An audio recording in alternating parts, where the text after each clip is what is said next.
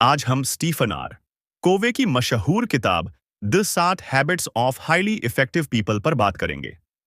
कोवे को अमेरिका के इतिहास में 25 सबसे प्रभावशाली व्यक्तियों में से एक माना जाता है। उन्होंने 30 से अधिक विश्व नेताओं से मुलाकात की और 4 अमेरिकी राष्ट्रपतियों को सलाह दी। ये 7 आदतें क्या हैं जिन्होंने लाखों लोगों को प्रभावित किया? कोवे ने इन आदतों को 2 भागों में बांटा है।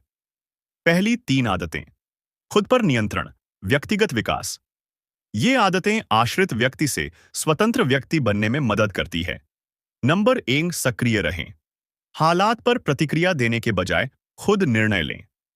नंबर 2, अंत को ध्यान में रखकर शुरुआत करें। पहले ही तय करें कि आप क्या हासिल करना चाहते हैं। नंबर 3, पहली चीजों को पहले रखें। सबसे जरूरी चीजों को प्राथमिकता दें। हम जब बच्चे होते हैं तो माता पिता पर निर्भर रहते हैं, आश्रितता। इन 3 आदतों को अपनाने से हम आत्मनिर्भर बनते हैं, स्वतंत्रता। अगली 3 आदतें। दूसरों के साथ बेहतर संबंध, सामाजिक विकास। ये आदतें स्वतंत्रता से अन्योन्याश्रयता, इंटरडिपेंडेंस की ओर ले जाती हैं। नंबर 4, विन विन की सोच रखें। ऐसा समाधान खोजें जिससे दोनों पक्षों को फायदा हो। नंबर 5, पहले समझने की कोशिश करें, फिर समझाए जाने की, दूसरों की बात को गहराई से सुनें। नंबर 6, तालमेल बिठाएं, टीम वर्क और सहयोग से बेहतर परिणाम पाएं। कई लोग सोचते हैं कि स्वतंत्रता ही अंतिम लक्ष्य है, लेकिन बहुत अधिक आत्मनिर्भर बनने से हम सामूहिक सहयोग के फायदों से चूक सकते हैं। 7वीं आदत, खुद को लगातार निखारना। 7, शार्पन द सॉ, यानी खुद को बेहतर बनाते रहें। Sharpen the saw. अपने शरीर, दिमाग, भावनाओं और आत्मा का ध्यान रखें। खुद को अपडेट करें, नई चीजें सीखें और मानसिक शारीरिक रूप से मजबूत बनें। सोचने का तरीका बदलें, नतीजे बदल जाएंगे। हम आमतौर पर किसी भी स्थिति को एक ही नजरिए से देखते हैं।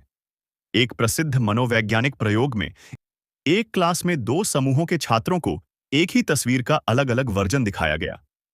एक समूह को ऐसी तस्वीर दिखाई गई जो एक जवान औरत जैसी दिखती थी।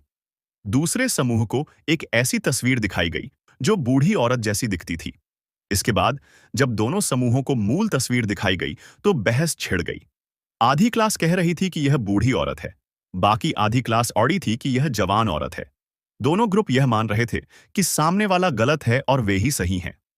लेकिन जब धीरे धीरे एक दूसरे के नजरिए से देखने की कोशिश की तो कुछ छात्रों ने दोनों छवियों को देखना शुरू कर दिया। सीख। हमारी सोच और पूर्व धारणाएं, प्रीकॉन्सेप्शंस, हमारी धारणा को प्रभावित करती है। अगर हम खुद के नजरिए को नहीं बदलते तो हम नए अवसरों और सच्चाई को नहीं देख पाते। नजरिया बदलने की ताकत।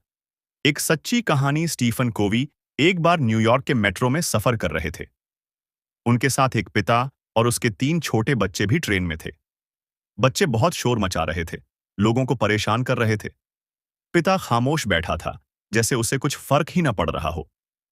कोवी को गुस्सा आने लगा।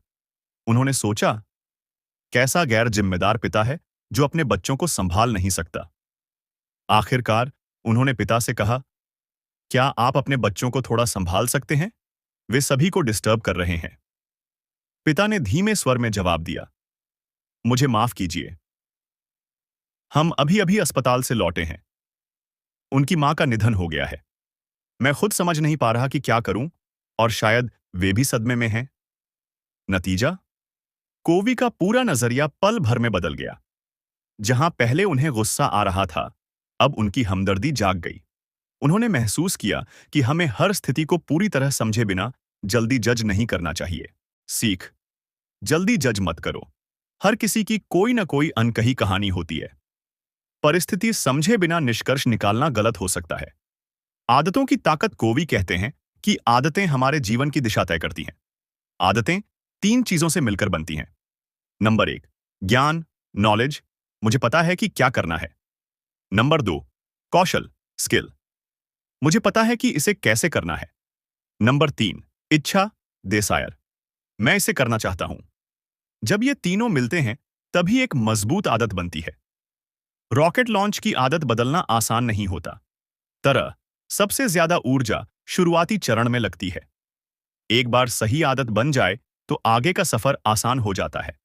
इसलिए सही आदतें डालें, वे आपके पूरे जीवन को बदल सकती हैं।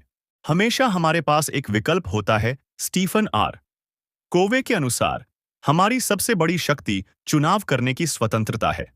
लेकिन कई बार हम सोचते हैं कि हमारे पास कोई विकल्प नहीं है। हम हालात को दोष देते हैं और खुद को मजबूर समझने लगते हैं। छात्र और प्रोफेसर की कहानी। एक दिलचस्प उदाहरण। एक छात्र अगले हफ्ते की क्लास मिस करने के लिए प्रोफेसर से अनुमति मांगता है। छात्र: मुझे टेनिस टीम के अभ्यास में भाग लेना है, वरना वे मुझे टीम से निकाल देंगे, इसलिए मुझे जाना ही पड़ेगा। प्रोफेसर: मैं छुट्टी मंजूर नहीं कर सकता। क्या आपने क्लास मिस करने के परिणामों पर विचार किया है? छात्र हिचकिचाता है और सोचता है, सबसे बुरा क्या हो सकता है? मुझे कुछ अंक खोने पड़ सकते हैं, लेकिन मुझे कोर्स से निकाला तो नहीं जाएगा। प्रोफेसर फिर पूछता है, तो तुम्हारे लिए टेनिस क्लास से ज्यादा महत्वपूर्ण है?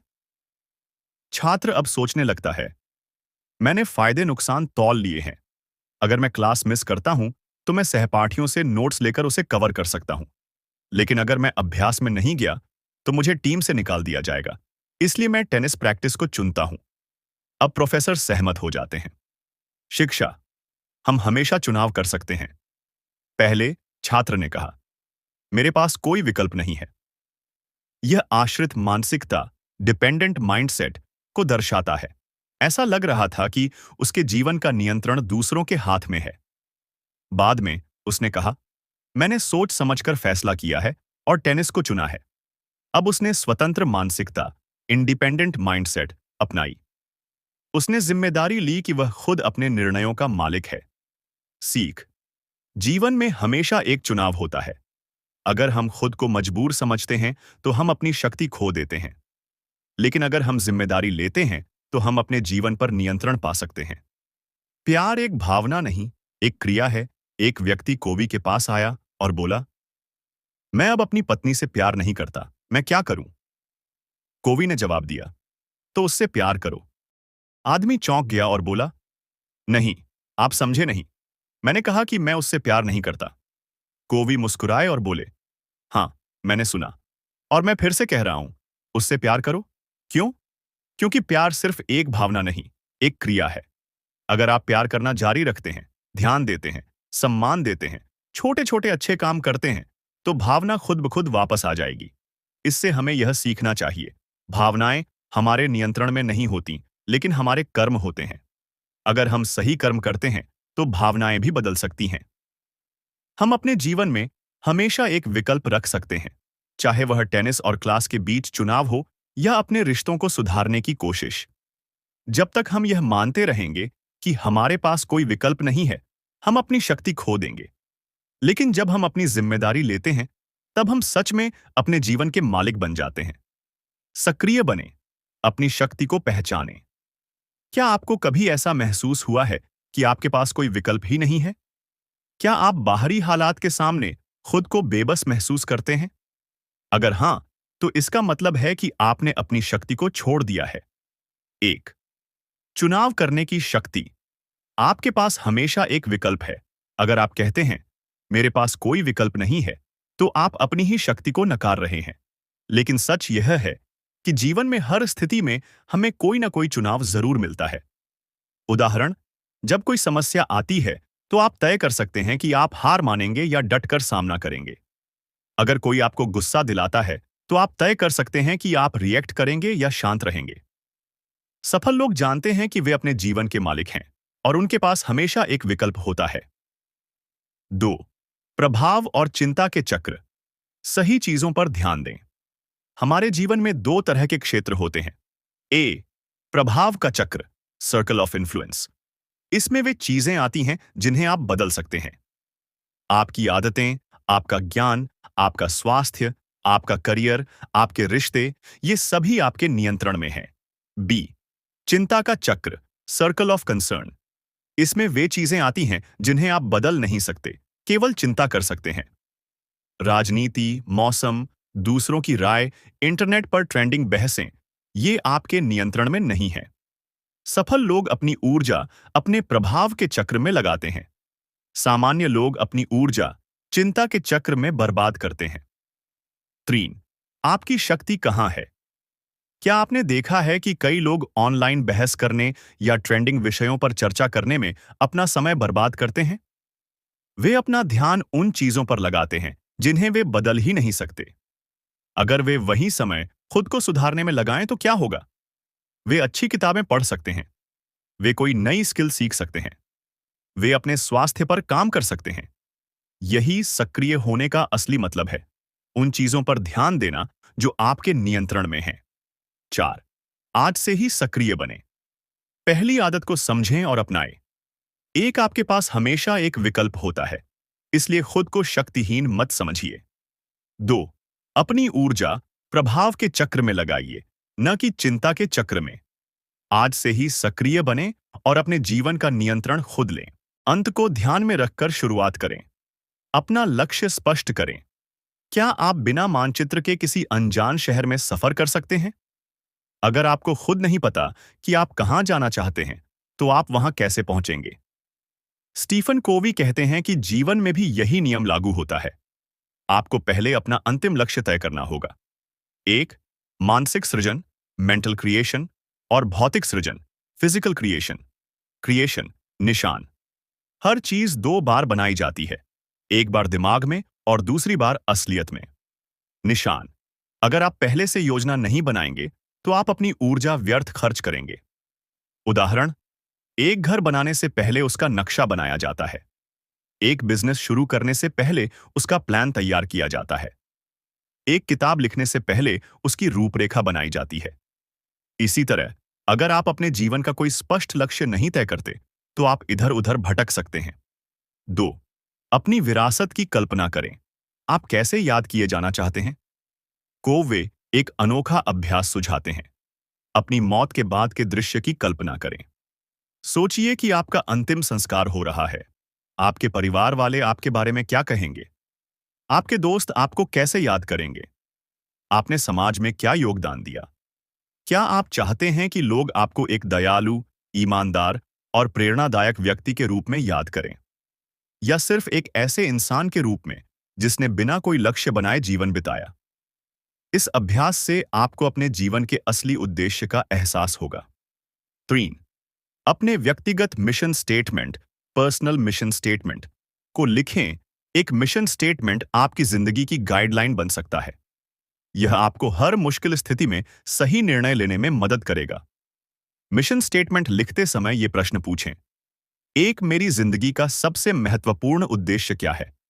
2. मैं किन सिद्धांतों और मूल्यों पर चलना चाहता हूं? 3. मैं अपने परिवार, करियर और समाज के लिए क्या योगदान देना चाहता हूं? अगर आपके पास एक स्पष्ट मिशन है, तो आप सही दिशा में आगे बढ़ेंगे। 4. अंत को ध्यान में रखकर शुरुआत करने का मतलब है सही दिशा में काम करना। सिर्फ कड़ी मेहनत करना ही काफी नहीं, सही दिशा में मेहनत करना जरूरी है। कई लोग बिना उद्देश्य के व्यस्त रहते हैं, लेकिन वे सही चीजों पर ध्यान नहीं देते। सोचिए, आप एक ऊंची सीढ़ी पर चढ़ रहे हैं, लेकिन अगर वह दीवार ही गलत हो तो क्या होगा? इसलिए पहले यह तय करें कि आप किस दीवार पर चढ़ना चाहते हैं। अंत को ध्यान में रखकर शुरुआत करने का मतलब है पहले अपने लक्ष्य को तय करना और फिर उसी दिशा में आगे बढ़ना। आज से ही अपने जीवन की योजना बनाइए। अपनी जिंदगी का स्पष्ट उद्देश्य तय करें। हर फैसले से पहले सोचें, क्या यह मेरे लक्ष्य के अनुरूप है? व्यस्त रहने के बजाय प्रभावी बने। वही करें जो वास्तव में महत्वपूर्ण है। याद रखें, अगर आप अपनी जिंदगी की योजना खुद नहीं बनाएंगे, तो कोई और आपके लिए योजना बना देगा। संतुलित जीवन जीने की कला। स्टीफन कोवे की सीख। क्या आपने कभी सोचा है कि जब आप 50 साल के होंगे तो आपकी जिंदगी कैसी होगी? क्या आपके पास पैसा होगा लेकिन परिवार नहीं? क्या आप करियर में सफल होंगे लेकिन सेहत खो चुके होंगे? नोट, स्टीफन आर कोवे हमें चेतावनी देते हैं कि हमें जीवन के हर पहलू को संतुलित रखना चाहिए। नंबर 1, संतुलन की कमी, सफलता या असफलता। उदाहरण, मान लीजिए एक व्यक्ति अपने करियर पर इतना ध्यान देता है कि वह अपने परिवार की उपेक्षा करने लगता है। उसके पास पैसा और सफलता तो है, लेकिन बच्चे उससे बात नहीं करना चाहते। उसकी शादी टूट गई है और अब वह अकेला है। क्या इसे असली सफलता कहा जा सकता है? कोवे का कहना है कि हमें अपनी प्राथमिकताओं को संतुलित रखना चाहिए। नंबर 2, जीवन में प्राथमिकताओं को सही तरीके से सेट करें। अगर आप सिर्फ एक चीज पर ध्यान देंगे, तो बाकी चीजें खराब हो सकती हैं। अगर आपका सारा ध्यान पैसे कमाने पर है, तो आप सेहत खो सकते हैं। करियर पर ध्यान दे रहे हैं, तो परिवार टूट सकता है। अगर आप सिर्फ मौज मस्ती में लगे हैं, तो भविष्य सुरक्षित नहीं रहेगा। समाधान: एक संतुलित योजना बनाइए। एक, 18 से 25 वर्ष, शिक्षा और व्यक्तिगत विकास ने 5 40 वर्ष, करियर और परिवार 3 दशक के बीच, उद्यमिता और निवेश 4 दशक से अधिक, समाज सेवा और मानसिक शांति। अगर आप हर चरण में संतुलन बनाएंगे, तो जीवन खुशहाल रहेगा। नंबर 3, जीवन के हर पहलू को महत्व दें। स्वास्थ्य: अगर आप स्वस्थ नहीं हैं, तो कोई भी सफलता मायने नहीं रखेगी। परिवार: करियर से भी ज्यादा महत्वपूर्ण है कि आपके अपनों से रिश्ते मजबूत हों। आर्थिक स्थिरता: पैसा जरूरी है, लेकिन सिर्फ पैसे के पीछे भागना सही नहीं। व्यक्तिगत विकास: हमेशा सीखते रहें, खुद को सुधारते रहें। समाज सेवा: अपने समुदाय और समाज के लिए भी कुछ करें। जब आप इन सभी चीजों को महत्व देंगे, तभी जीवन में असली संतुलन होगा। नंबर 4, व्यक्तिगत और पारिवारिक मिशन स्टेटमेंट लिखें। जैसे एक कंपनी के पास एक मिशन स्टेटमेंट होता है, वैसे ही हमें भी अपना मिशन तय करना चाहिए। व्यक्तिगत मिशन स्टेटमेंट: मैं अपने स्वास्थ्य, करियर और परिवार के बीच संतुलन बनाकर जीऊंगा। मैं रोज कुछ नया सीखूंगा और खुद को बेहतर बनाऊंगा। मैं अपने रिश्तों को समय दूंगा और समाज की भलाई के लिए काम करूंगा। पारिवारिक मिशन स्टेटमेंट: हम हर रविवार को परिवार के साथ समय बिताएंगे। हम अपने रिश्तों को मजबूत करने के लिए एक दूसरे से खुलकर बात करेंगे। हम अपने बच्चों को सही मूल्य सिखाने के लिए समय निकालेंगे। जब आपके पास एक स्पष्ट दृष्टि होगी, तो आप संतुलित और खुशहाल जीवन जी पाएंगे। सिद्धांत आधारित जीवन जीने की कला। स्टीफन कोवे की सीख: क्या आप अपने जीवन में सही प्राथमिकताएं तय कर रहे हैं? क्या आप महत्वपूर्ण चीजों को पहले रख रहे हैं या छोटी छोटी चीजों में उलझे हैं? क्या आपके पास अपने जीवन का स्पष्ट मार्गदर्शन करने वाले सिद्धांत हैं? नोट: स्टीफन आर कोवे हमें सिखाते हैं कि हमें सिद्धांत केंद्रित होना चाहिए, ताकि हमारा जीवन स्थिर, संतुलित और प्रभावी बन सके। एक, सिद्धांत केंद्रित व्यक्ति का जीवन कैसा होता है? वह अपने निर्णयों में आत्मविश्वास रखता है। वह परिणामों की परवाह किए बिना शांति में रहता है। वह अपने सिद्धांतों से संचालित होता है, न कि बाहरी परिस्थितियों से।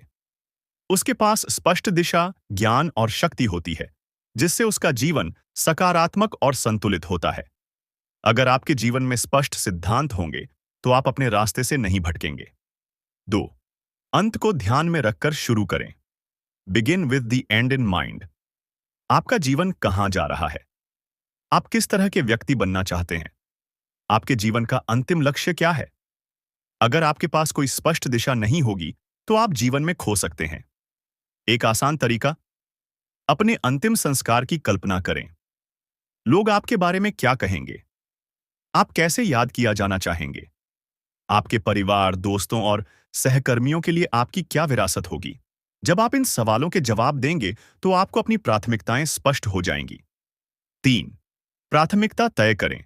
क्या पहले आएगा? तीसरी आदत: पहले सबसे महत्वपूर्ण चीज करें। Put first things first. Stephen Covey का एक प्रयोग: उन्होंने एक महिला को मंच पर बुलाया और उसे एक बाल्टी, छोटे कंकड़ और बड़े पत्थर दिए। पहले उसने कंकड़ डालने की कोशिश की, लेकिन फिर बड़े पत्थर के लिए जगह नहीं बची। फिर उसने बाल्टी खाली कर दी और पहले बड़े पत्थर डाले। इसके बाद उसने छोटे कंकड़ और रेत डाली और सब कुछ फिट हो गया। सीख: पहले महत्वपूर्ण चीजों को करें, फिर बाकी चीजें। जीवन में बड़े पत्थर कौन से हैं? स्वास्थ्य: अगर आप स्वस्थ नहीं हैं, तो कुछ भी मायने नहीं रखता। परिवार और रिश्ते: ये आपकी खुशी और संतुलन के लिए जरूरी है। करियर और वित्तीय स्थिरता, आर्थिक सुरक्षा भी महत्वपूर्ण है। व्यक्तिगत विकास: हर दिन कुछ नया सीखना जरूरी है। समाज सेवा और आध्यात्मिकता, दूसरों की मदद करना भी महत्वपूर्ण है। छोटे कंकड़: सोशल मीडिया, टीवी, व्यर्थ की बहस, ट्रेंडिंग टॉपिक्स। अगर आप पहले बड़े पत्थरों को नहीं डालेंगे, तो जीवन कंकड़ों से भर जाएगा और जरूरी चीजों के लिए जगह नहीं बचेगी। 4, सिद्धांत आधारित जीवन जीने के लाभ। आपका जीवन स्पष्ट दिशा में जाएगा। आप सही निर्णय लेने में सक्षम होंगे। आप बाहरी परिस्थितियों से प्रभावित नहीं होंगे। आपको जीवन में कम पछतावा होगा। आपका आत्मविश्वास और आत्मसंतोष बढ़ेगा। आज से ही अपने जीवन के बड़े पत्थरों को प्राथमिकता दें और सही दिशा में आगे बढ़ें। समय प्रबंधन और रिश्तों की ताकत। स्टीफन कोवे की सीख। क्या आपका दिन भी छोटे छोटे विकर्षणों से भरा होता है, जिससे महत्वपूर्ण काम करने का समय नहीं मिलता? क्या आप समय प्रबंधन के सही तरीके अपनाकर अपने जीवन को बेहतर बना सकते हैं?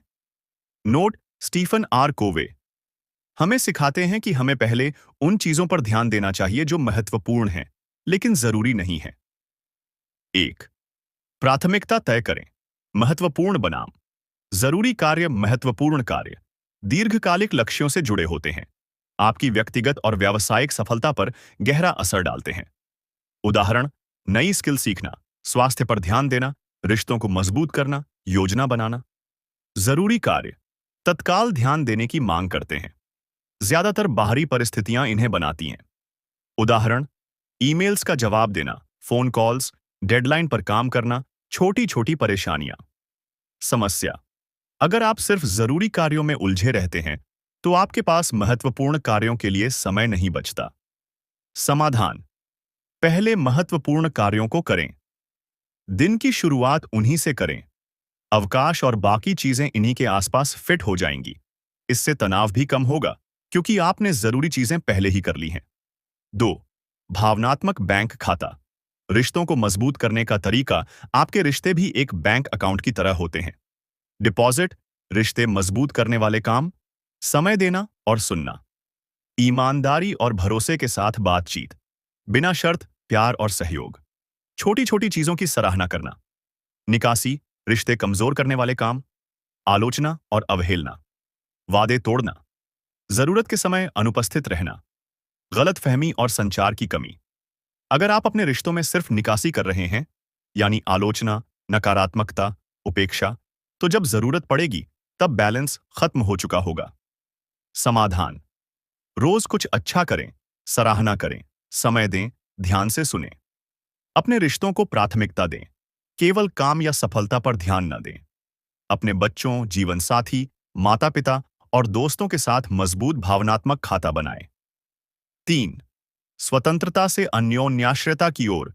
पहली 3 आदतों: प्रोएक्टिव होना, अंत को ध्यान में रखकर शुरू करना, प्राथमिकता देना में महारत हासिल करने के बाद आप एक स्वतंत्र व्यक्ति बन जाते हैं। लेकिन अगला कदम है अन्योन्याश्रयता, इंटरडिपेंडेंस। स्वतंत्रता, इंडिपेंडेंस: जब आप अपने निर्णय खुद लेते हैं, अपने समय को नियंत्रित कर सकते हैं।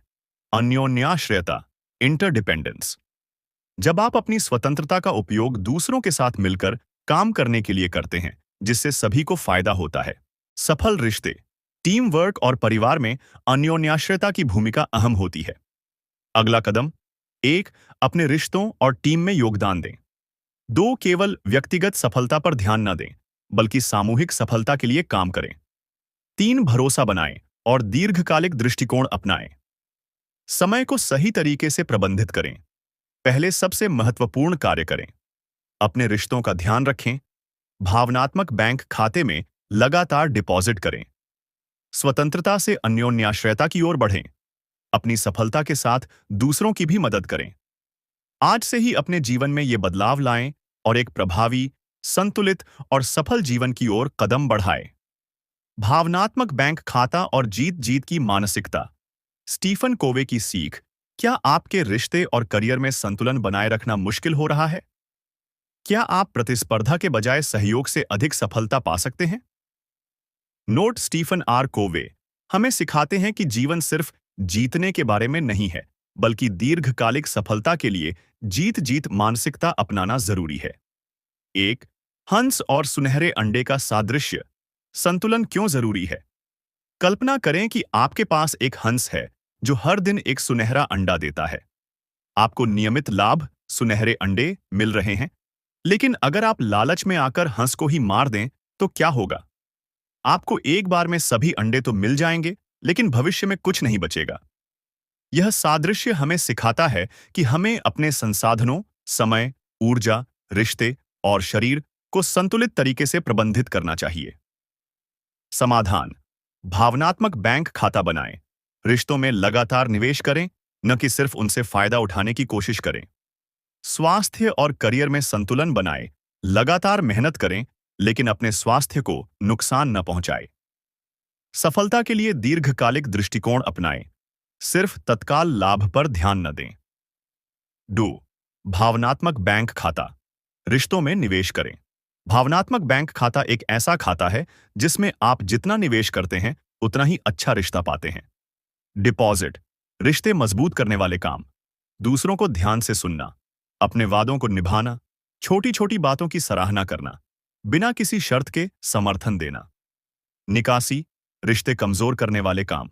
झूठ बोलना या वादे तोड़ना, जरूरत के समय अनुपस्थित रहना, बिना सोचे समझे आलोचना करना, आत्म केंद्रित रवैया रखना। अगर आप अपने रिश्तों में लगातार निकासी कर रहे हैं, तो जब जरूरत पड़ेगी तब बैलेंस खत्म हो चुका होगा। समाधान: रोजाना अपने रिश्तों में कुछ अच्छा जोड़ें। सराहना और कृतज्ञता व्यक्त करें। लोगों को सच में समझने की कोशिश करें, सिर्फ जवाब देने के लिए न सुने। 3. जीत जीत की मानसिकता। प्रतिस्पर्धा नहीं, सहयोग करें। हम अक्सर सोचते हैं कि किसी को जीतने के लिए दूसरे को हारना जरूरी है, लेकिन स्टीफन कोवे हमें सिखाते हैं कि असली सफलता जीत जीत, विन विन मानसिकता में है। हाथापाई का उदाहरण: स्टीफन कोवे ने एक मंच पर दो लोगों को बुलाया और कहा कि वे एक दूसरे के खिलाफ कुश्ती करें। एक प्रायोजक ने कहा कि जो जीतेगा उसे $1 मिलेगा। दोनों ने पूरी ताकत लगा दी, लेकिन कोई नहीं जीत पाया। तब कोवे ने सुझाव दिया, क्यों न हम एक दूसरे को जीतने दें और दोनों $1 ले लें। प्रायोजक हैरान रह गया। उसने सोचा कि उसे कितने पैसे देने पड़ेंगे। असल में इस खेल में दोनों जीत सकते थे, लेकिन वे सिर्फ हार जीत की मानसिकता में फंसे हुए थे। जीत जीत की मानसिकता कैसे अपनाएं? विश्वास बनाएं। अच्छे रिश्ते की नींव भरोसे पर होती है। सहयोग करें, प्रतिस्पर्धा नहीं। हर समस्या में दोनों पक्षों के लिए फायदेमंद समाधान खोजें। लोगों को हराने पर नहीं, समस्याओं को हल करने पर ध्यान दें। चौथी, जीत जीत मानसिकता को अपनाने के फायदे। जहां भी यह मानसिकता अपनाई जाती है, वहां सभी को लाभ होता है। व्यक्तिगत जीवन में रिश्ते मजबूत होते हैं, टकराव कम होता है, आपसी विश्वास बढ़ता है। कार्यक्षेत्र में टीम वर्क बेहतर होता है, प्रतिस्पर्धा की जगह सहयोग को बढ़ावा मिलता है, सभी का विकास होता है। व्यवसाय में ग्राहक और व्यापारी दोनों को लाभ होता है। दीर्घकालिक सफलता सुनिश्चित होती है, नैतिकता और पारदर्शिता बनी रहती है। भावनात्मक बैंक खाता बनाएं, रिश्तों में लगातार निवेश करें। जीत जीत की मानसिकता अपनाएं, सहयोग से सभी को लाभ होगा। हंस और सुनहरे अंडे का संतुलन समझें, दीर्घकालिक दृष्टिकोण अपनाएं। आज से ही अपने जीवन और रिश्तों में ये बदलाव लाएं और एक अधिक संतुलित, सफल और खुशहाल जीवन की ओर बढ़ें। पहले समझने की कोशिश करें, फिर समझे जाने की। स्टीफन कोवे की 5वीं आदत। क्या कभी ऐसा हुआ है कि कोई आपकी समस्या का हल बताए, लेकिन वह आपके लिए काम ही ना करे? क्या आप कभी ऐसे लोगों से मिले हैं जो आपकी बात सुने बिना ही सलाह देने लगते हैं? नोट: स्टीफन आर कोवे कहते हैं कि प्रभावी संचार का पहला नियम है, पहले समझने की कोशिश करें, फिर समझे जाने की। 1.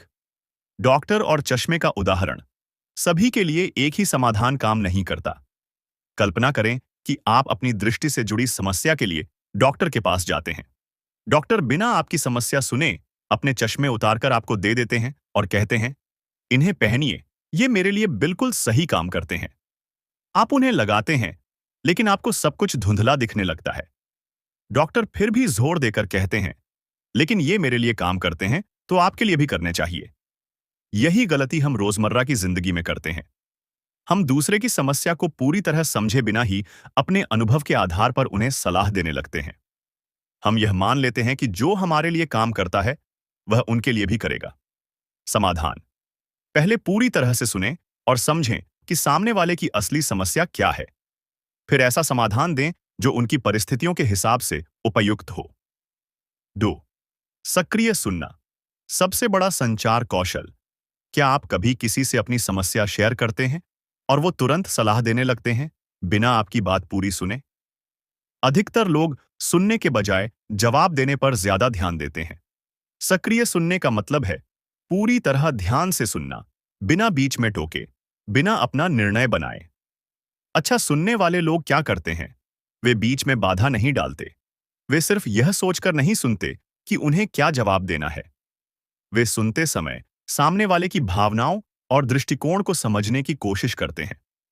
वे संकेत देते हैं कि वे वास्तव में सुन रहे हैं, जैसे सिर हिलाना, समझ आया कहना आदि। बुरा सुनने वाले लोग क्या करते हैं? वे सिर्फ जवाब देने की तैयारी में रहते हैं। वे सुनते नहीं, बल्कि बोलने का इंतजार करते हैं। वे तुरंत अपनी राय देने लगते हैं, बिना पूरी बात सुने। 3. पहले समझें, फिर समझे जाए। क्यों जरूरी है? समस्या। कई बार बहस या बातचीत में लोग सिर्फ अपनी बात मनवाने में लगे रहते हैं। वे समझने के लिए नहीं, बल्कि जीतने के लिए बहस करते हैं। नतीजा? गलतफहमियां, विवाद और असंतोष। समाधान। पहले सामने वाले को पूरी तरह समझने की कोशिश करें। उनकी जरूरतों, चिंताओं और दृष्टिकोण को अच्छे से सुनें। जब वे महसूस करेंगे कि आप वास्तव में उन्हें समझना चाहते हैं, तो वे भी आपकी बात सुनने के लिए तैयार होंगे। उदाहरण, एक कर्मचारी अपने बॉस से कहता है कि उसे काम का प्रेशर बहुत ज्यादा लग रहा है। बॉस बिना सुने कहता है, तुम्हें टाइम मैनेजमेंट सीखना चाहिए।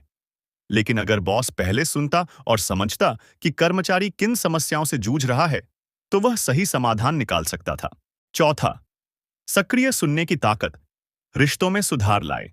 सक्रिय सुनने से रिश्ते मजबूत होते हैं। यह कौशल आपको प्रोफेशनल और पर्सनल लाइफ में आगे बढ़ा सकता है। कहां इस्तेमाल करें? परिवार में बच्चों और जीवन साथी की बातें ध्यान से सुनें। कार्यक्षेत्र में सहकर्मियों और बॉस की चिंताओं को पहले समझें, फिर समाधान सुझाएं। दोस्तों के साथ उनकी बातों को गंभीरता से लें, सिर्फ सलाह देने के लिए न सुनें। बिजनेस में ग्राहकों की जरूरतों को पहले समझें, फिर उन्हें सही समाधान दें। 5. पहले समझें, फिर समझे जाए। सफल लोग सिर्फ बोलते नहीं, वे प्रभावी ढंग से सुनते हैं। अगर आप लोगों को पहले समझने का प्रयास करेंगे, तो वे भी आपकी बात ध्यान से सुनेंगे। सुनने की आदत विकसित करें और देखें कि आपके रिश्ते और करियर में कितना सुधार आता है। आज से ही इस आदत को अपनाइए और अपने जीवन में सकारात्मक बदलाव लाएं। सहानुभूतिपूर्ण सुनना, प्रभावी संचार की कुंजी। क्या आपने कभी महसूस किया है कि जब आप किसी से अपनी समस्या साझा करते हैं, तो वे बिना सुने ही आपको सलाह देने लगते हैं? क्या होगा अगर आपको सिर्फ यह महसूस हो कि कोई सच में आपको समझ रहा है, बिना जज किए?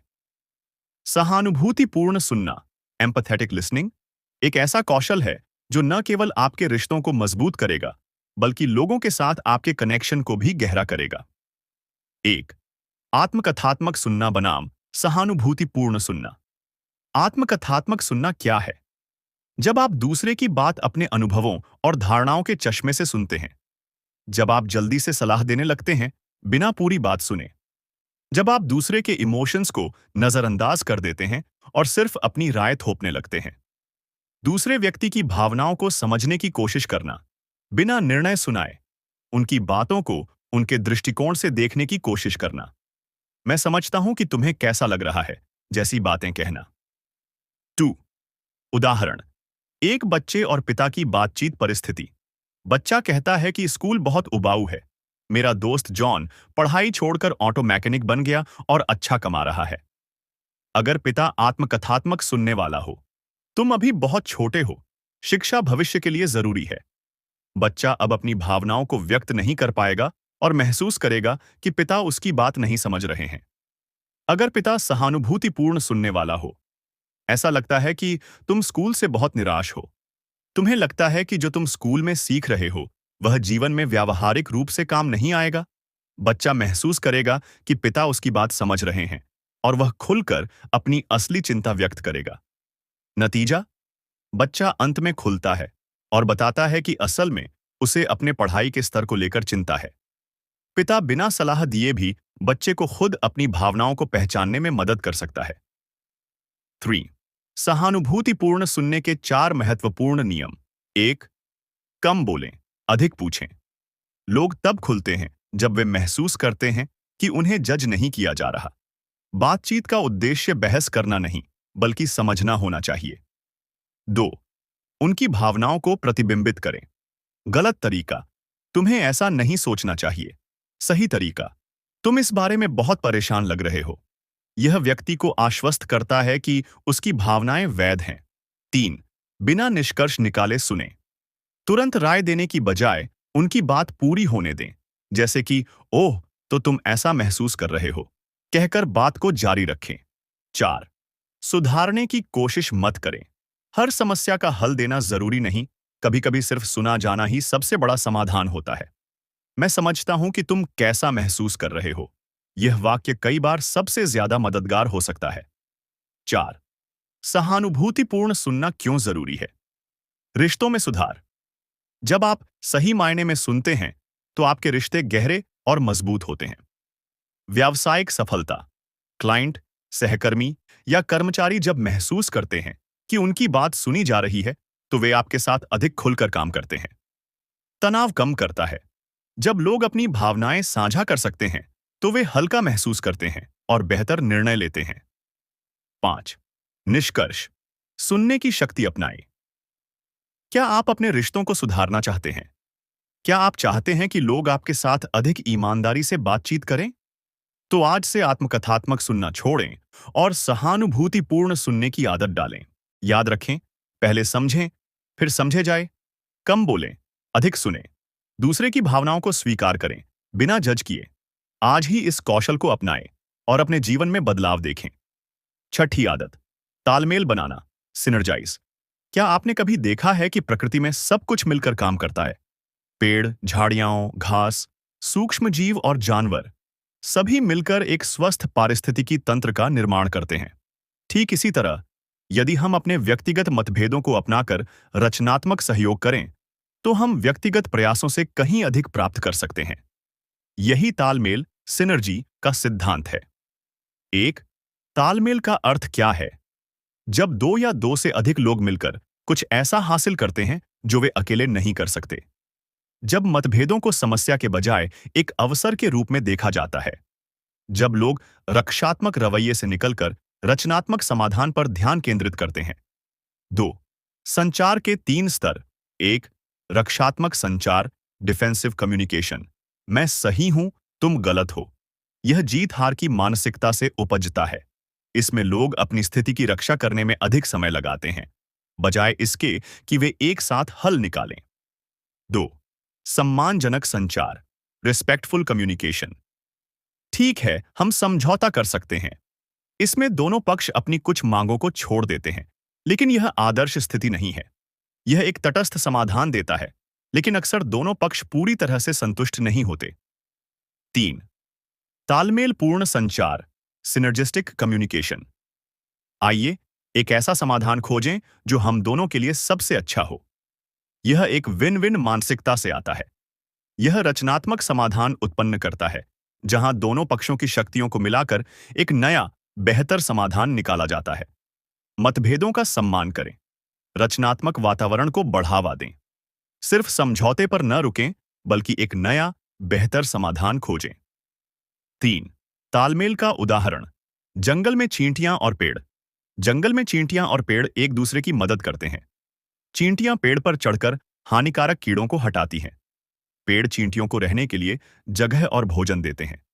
यह तालमेल है, दोनों को लाभ मिलता है। इसी तरह, यदि हम अपने मतभेदों को स्वीकार करके एक दूसरे की ताकतों का उपयोग करें, तो हम भी अधिक प्रभावशाली बन सकते हैं। 4. तालमेल को अपनाने के 3 चरण। 1. पहले 5 आदतों को अपनाएं।